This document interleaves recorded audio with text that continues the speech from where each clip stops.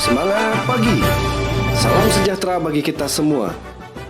Satuan Pengamanan atau Satpam adalah satuan atau kelompok yang dibentuk oleh instansi atau badan usaha untuk melaksanakan pengamanan fisik dalam rangka menyelenggarakan keamanan swakarsa di lingkungan atau kawasan kerjanya. Arti dari pengamanan fisik di sini adalah segala sesuatu dan kegiatan pencegahan atau mengatasi secara terbatas timbulnya ancaman dan gangguan keamanan dan ketertiban di lingkungan suatu instansi, proyek atau badan usaha secara fisik melalui kegiatan-kegiatan pengaturan, penjagaan, pengawalan dan patroli, serta kegiatan lain yang disesuaikan dengan kebutuhan masing-masing instansi, proyek atau badan usaha. Tindakan kejahatan bisa terjadi jika ada kesempatan. Teknik pengurangan kesempatan kejahatan dapat berbentuk upaya sederhana untuk mempersulit pelaku mencapai sasaran atau target happening kejahatan, hingga upaya yang lebih canggih seperti penangkalan, mencegah niat, dan menghilangkan ketertarikan pelaku pada sasaran. Berikut 5 langkah pencegahan kejahatan situasional. Yang pertama, meningkatkan upaya atau increase the effort, yaitu meningkatkan kesulitan bagi pelaku untuk berhasil melakukan kejahatan adalah sesuatu yang mendasar, yaitu dengan adanya gembok, akses masuk yang lebih terkontrol dengan menggunakan elektronik, screening badan dan barang, dan pelarangan membawa senjata tajam. Yang kedua, meningkatkan risiko atau increase the risk. Pelaku biasanya sangat khawatir tertangkap karena menyadari hukuman yang akan diterima. Pelaku akan fokus pada upaya agar tidak tertangkap. Dalam upaya pencegahan ini antara lain sedia alat komunikasi, penerangan yang baik, adanya CCTV dan alarm yang terlihat, pagar-pagar berduri, dan patroli rutin satuan pengamanan. Yang ketiga, mengurangi manfaat atau reduce the reward. Bagian penting dari pencegahan kejahatan situasional adalah mengurangi manfaat dari kejahatan bila berhasil dilakukan. Pelaku selalu mencari manfaat dari perbuatan mereka, apakah barang bagi pencuri, seks bagi pemerkosa, uang bagi perampok, dan lain-lain.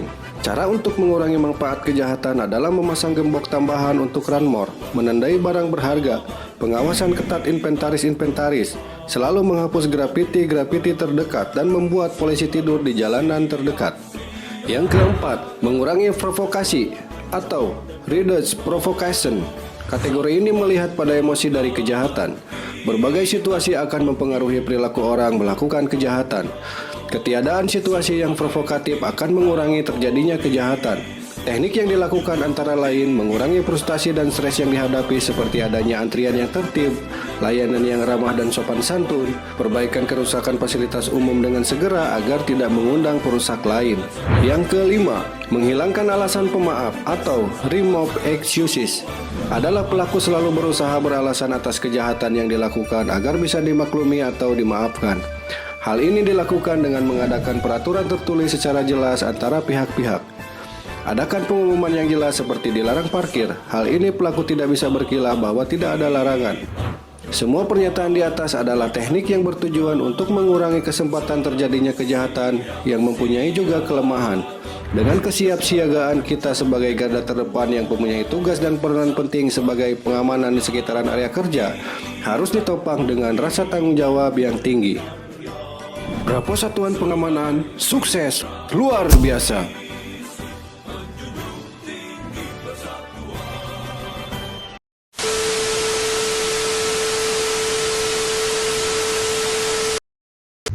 Ini udah nyala belum sih? Udah nyala kali ya? Oh udah. Oke, tutorial pengamanan Satpam Komplek. Yang pertama, kalau ada orang datang, tanyain keperluannya apa. Seperti ini. Ada perlu apa, Pak? Nah, itu. Jangan kayak Satpam yang ini. Coba lihat. Kamu di mana? Kamu siapa? Kamu berbuat apa? Kamu di mana? Dengan siapa? Semalam berbuat apa? Yang kedua, kalau ada orang datang, bukain portalnya kayak Pak Satpam ini.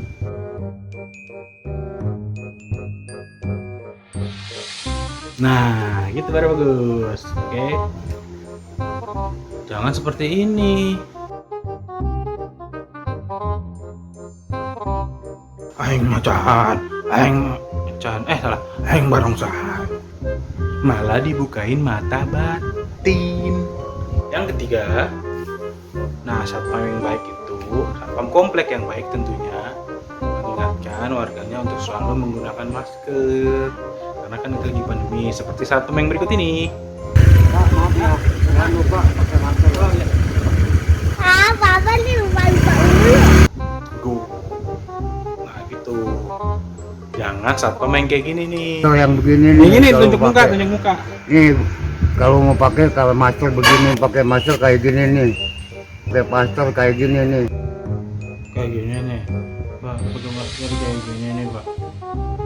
Pak, masker kayak gini sih nih, Pak.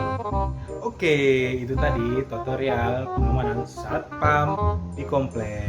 Diambil yang baik-baiknya aja ya, guys. Yang lucu-lucunya tadi ya, yang juga komedi. Dadah. Saya mau kesurupan lagi. Heng macan, heng barongsai apa ya? Belum lucu.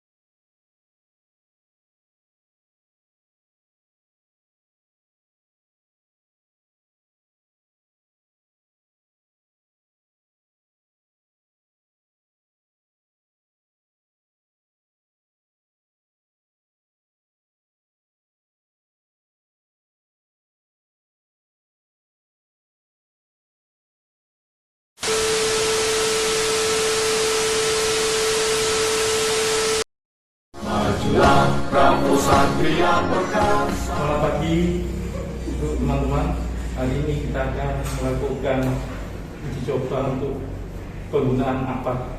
Sebelum memulai, saya akan menjelaskan sedikit tentang APAT itu apa. APAT kan kepanjangan dari alat pemadam api ringan. Jadi saya akan menjelaskan beberapa item yang ada di APAT.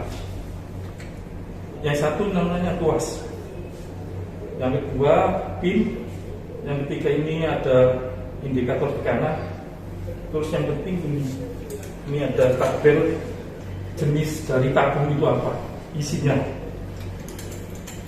Jadi kita akan tahu tabung ini jenis apa? Karena tabung ampar itu ada beberapa jenis. Yang pertama air, yang kedua foam, yang ketiga ini adalah serbuk kimia, dan yang keempat karbon. Jadi untuk pengertian pertama kita mengenal gini, istilah pas PASS. Pas pertama itu pull, ditarik. Nah, untuk menarik ini dipastikan kita duduk, jadi biar gak berdiri nanti kan susah. Terus nanti dipastikan dicoba dulu. Air itu diarahkan ke dasar api dengan jarak 2,5 meter. Terus squeeze mulai ditekan tuasnya. Terus yang keempat swish itu kita dibebas-bebaskan. Terus yang penting itu tidak melawan arah angin. Misalnya angin dari sana, kita nggak boleh nyebutnya dari sini. Jadi kita membelakangi angin. Searah dengan air. Kalau nanti kita berlawanan air, jadi untuk pemakaian apa itu sangat mudah, tapi ya tetap harus hati-hati. Terima kasih. Sekarang kita praktek langsung. Lagi ini kelanjutan yang tadi sesuai dengan istilah pas tadi. Yang pertama kita pin pas, kita tarik dulu. Dan nariknya jangan berdiri, susah. Kita tarik aja yang gampang. Nah, dipastikan ini bisa. Aim nanti diarahkan ke dasar api. Terus swish ini hanya langsung disemprot ke dasar air, ke dasar api, jaraknya 2,5 cm. Terus swish kita goyang-goyangkan gini. Terus jangan melawan angin. Nah, ini angin dari sana. Kita coba. Nozzle-nya diarahkan ke dasar air. Nah, silakan. Sekarang Pak Bajaras Ibu.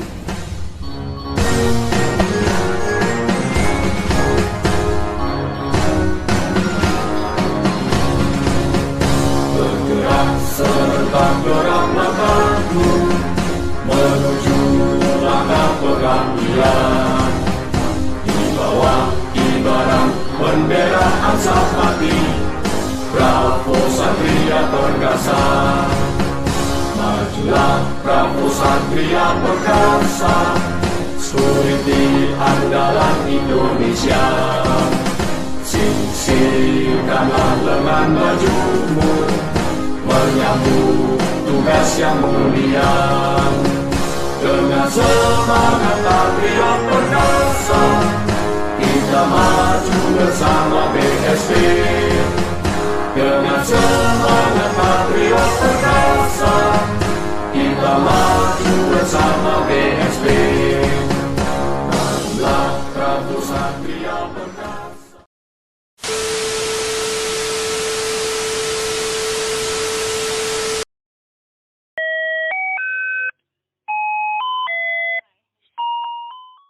Tiga, dua, satu, action. Pasukan Satpam siap melayani dan jaga keamanan. Tetap fokus sesuai prosedur. Jangan terlalu takut, jangan terlalu berani. Jangan takabur. Sementara lupakan koperasi, nanti potong gaji, lunas sendiri. Komando. Yang percaya.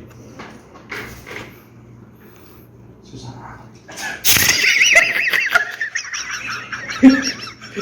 Sorry. Bang. Ada kata-kata lagi nggak? Ada nih. Apa? Coba. Satpam garda terdepan. Jangan kau anggap sebagai beban. Udah dah. Mana sih lu? Toilet dulu gua. Alah. Udah ngikut. Ya udah. Bisa tadi. Bang, ada kata-kata lagi nggak bang? Kata-kata ada. Apa? Pantang pulang sebelum aman. Udah. Udah. Bang. Iya dia lagi aja. Apa lagi? Ada kata-kata lagi nggak bang? Kata-kata. Siang malam terjaga hanya untuk aset perusahaan. Oke? Atau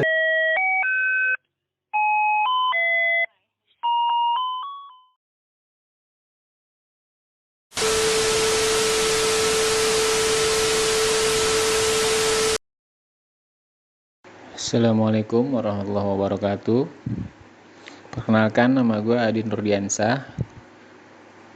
Gue sebagai payroll di Departemen HRD.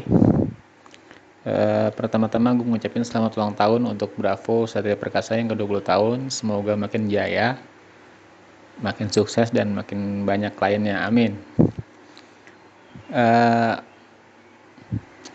Gue sudah berkeluarga dan anak gue 4. Banyak orang yang nggak percaya kalau anak gue udah 4 karena mungkin dilihat gue masih baby face. Dari situ banyak yang nanya, kenapa sih kok bisa, emang rencana atau gimana? Ya memang udah dikasih, mau diapain, namanya dikasih titipin anak, mau nggak mau ya kita terima gitu kan. Anak kan titipan. Nah dari situ ada salah satu temen gue yang nanya, kok bisa anak lu nambah lagi sih, gimana? Emang istri lu nggak KB atau gimana sih? Ya KB, tapi tetap kalau misalnya mau dititipin ya nggak dengan susah, pasti jadi gitu. Dan dia nggak percaya gitu, kayak gue dong gitu kan. Nih kayak gue aman, anak gue sama 2. Dalam hati gue ya belum pernah kualat nih bocah. Dan ternyata bener, setelah beberapa bulan kemudian istrinya hamil. Dan itu bikin gue apa ya, kita nggak boleh sombong gitu kan. Kalau lo mau dikasih ya ini pasti dikasih kan. Ada juga satu lagi teman gue yang ngeledekin masalah anak, makanya anak yang banyak-banyak bet gitu kan. Ya nih bocah cari masalah sama gue, ntar lo kualat lo sama gue, lo anak lo nambah. Setelah beberapa bulan kemudian, bener istrinya hamil juga. Jadi emang jadi kayak semacam ada petuah atau kayak gimana ya. Dibilang karomah nggak mungkin ya. Ada orang yang emang niat pengen punya anak, jadi ngecengin gue bilang nggak bisa, itu mesti natural, harus bener-bener ngecengin dari hati gitu kan, bukan niat ngecengin buat punya anak. Nah selama di Bravo enak banget di HRD, khususnya kita makan bareng, sholat bareng gitu kan. Nah untuk sholat kita berjamaah pasti pada saling ngingetin, yuk sholat yuk gitu kan, bareng jalan, colek-colekan, udah wudu selesai semua bareng, udah tinggal qomat pasti duluan, siapa yang duluan qomat. Nah tinggal jadi imam nih, imamnya siapa nih, dorong-dorongan dah tuh, udah lu aja, enggak jangan, gue belum bisa, lu aja. Kita dorong-dorongan tuh, dari mau sholat zuhur dorong-dorongan, sampai saya mau sholat asar udah mesti dorong-dorongan aja, belum ada yang jadi imam. Makan bareng juga gitu, makan keluar ya, istirahat makan, kan di mana nih, jalan, ayo terserah. Gue juga nyaut, lu kan di mana, terserah. Terus aja nggak makan sampai jam 1. terserah doang. Nah kemarin kalau liburan di rumah itu biasanya gue suka nonton TV ya. Habis udah bosen sama handphone gitu kan, sebenarnya sama aja, cuman lebih pengen aja nonton TV. Kebetulan ada acara MotoGP yang udah lama gue nonton, gue pengen nonton gitu kan, nonton MotoGP Kebetulan barengan sama anak gue yang nonton kartun, mengjadwalnya dia nonton film kartun. Wah, pengen nonton TV, gue berantem kan, rebutan remote gue sama dia. Rebutan remote diumpetin. Wah, remote ketemu, TV-nya hilang. TV ketemu, antenanya hilang. TV ketemu, remote ketemu, antena ketemu, mati lampu. Wah, giliran TV ketemu, remote ketemu, antena ketemu, lampu hidup. Acara MotoGP-nya udah habis. Aduh, bener-bener dah. Itu kan sama aja kayak udah sakit jatuh ketimpa tangga gitu kan. Wah, jatuh ketimpa tangga. Kita keluar keserempet ojol. Kita mau marah ditabrak tukang roti. Tabrak tukang roti, mau ke dokter, sakit, dokternya meninggal. Dokter meninggal, kita pulang, dokternya hidup lagi. Oke, sekian dari gua gitu aja. Assalamualaikum warahmatullahi wabarakatuh.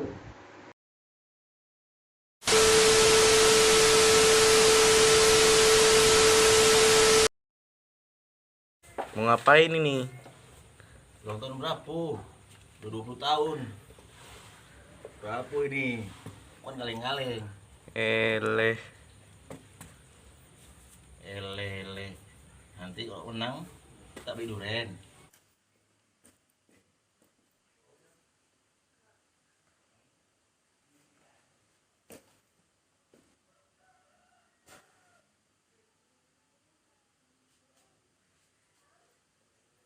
Saya Eko, saya dari Medan.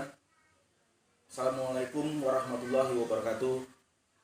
2004 saya udah menjadi anggota Satpam. Sekarang masih aktif, jadi 2022 kurang lebih udah 18 tahun. Alhamdulillah. Tapi nggak pernah dianggap senior karena sering berpindah-pindah tempat tugas. Tempat baru dianggap anak baru lagi, pindah ke tempat baru dianggap anak baru lagi. Terakhir di bank daerah di Medan, saya masih baru lagi, itu kebetulan masih berapa bulan. Jadi kebetulan ada tugas kayak yang bukan tugas satpam pun sering disuruh pimpinan.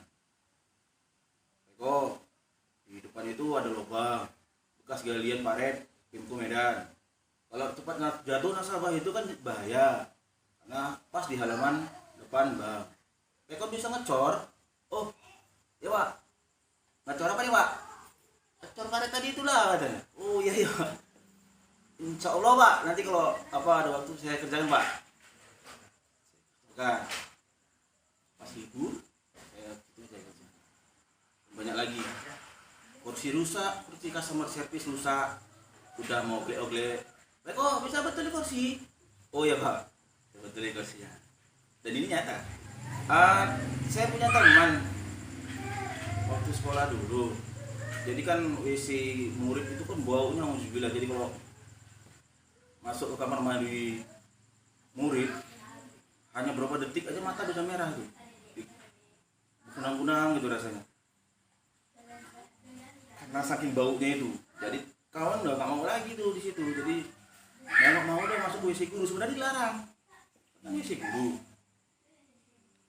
Masuk aja situ, saya nunggu dulu. Ada orang datang informasikan ya, kata oke.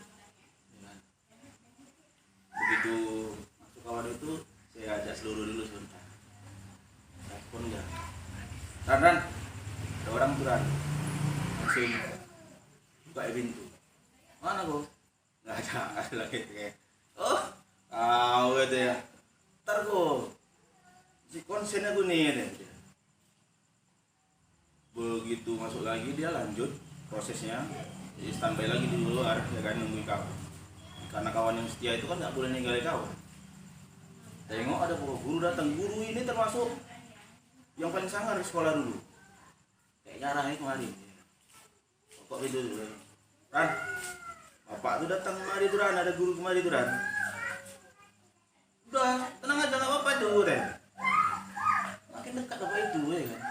Gila ya Ran, bapak tuh makin kemarin Ran, dekat Ran. Udah, 3 potong lagi nih deh. Tar. Karena bapak tuh kejam, mau ditendang kayak gini, larilah. Baru teringat loh, Isra masih di sana. Tinggalan dari dalam isi guru tadi ya kan. Oh udah keluar itu, makin dekat dari kemari. Wah, mana gak ada orang? Sorry lah, pak tuh kasar kali ini, menentang aja dia ya kan. Gak apa bawa deh ya kan. Udah baik, gak ada. Aman kan? Aman. Tapi matanya kayak agak berair gitu, dia ada bekas 4 jari di pipi dia. Kan? Ada bekas tuh di pipi gue, tuh Ran, merah Ran. Yo, tampar aku gitu. Kuat kali kayak mau lepas kepala gue tuh. Oh mak. Waduh, dah itu aja ceritanya. Saya Eko, saya dari Medan. Assalamualaikum warahmatullahi wabarakatuh.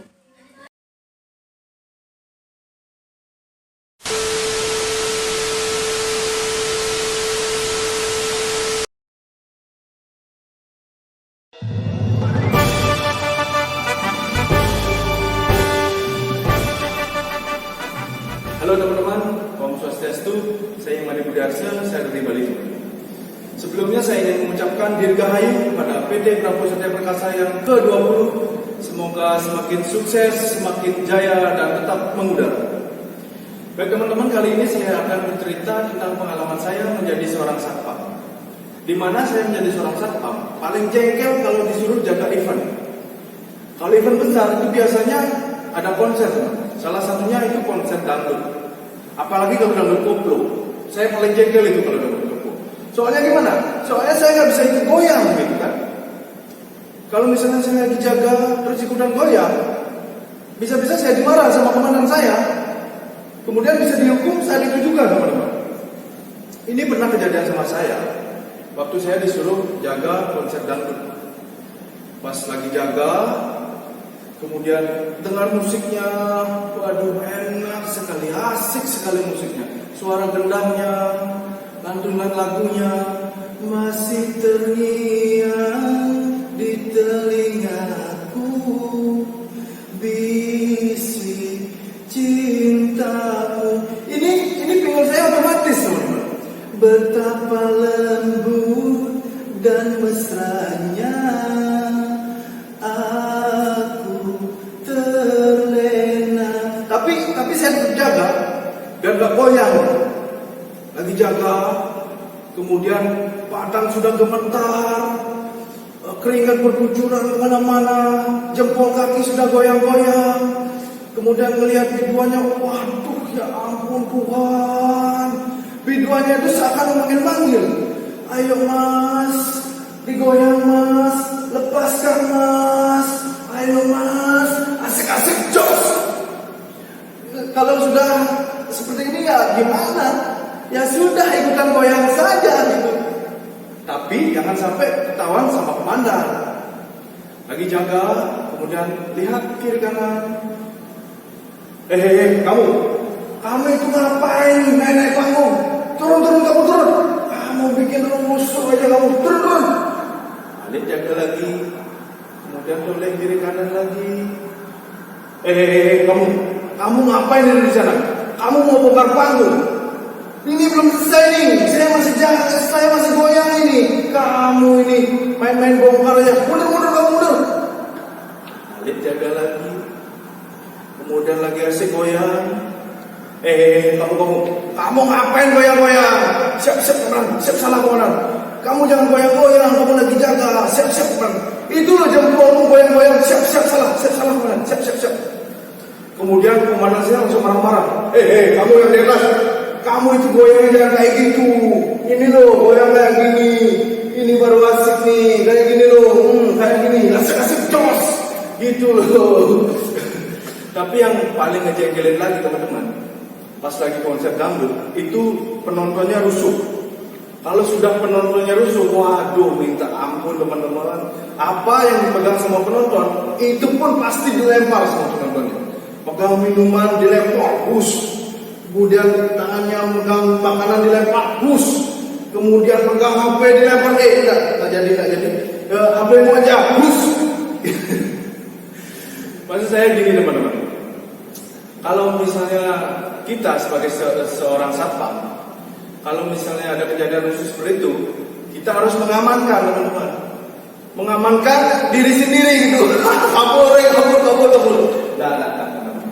Mengamankan biduannya. Saya rangkul kan, ajak ke tempat sepi. Ya buat diperiksa teman-teman. Kemudian habis diperiksa apakah kena botol atau enggak. Nah habis itu baru ajak antren pulang gitu. Jangan bikin macam-macam teman-teman. Kita sebagai satpam, hal-hal seperti itu memang tidak patut ditiru teman-teman. Kita sebagai satpam, jaga dimanapun, kapanpun, dan di tempat apapun, kita harus tetap fokus terhadap biduan dangdutnya gitu. Oke teman-teman, itu saja dari saya Imadi Budiarsa.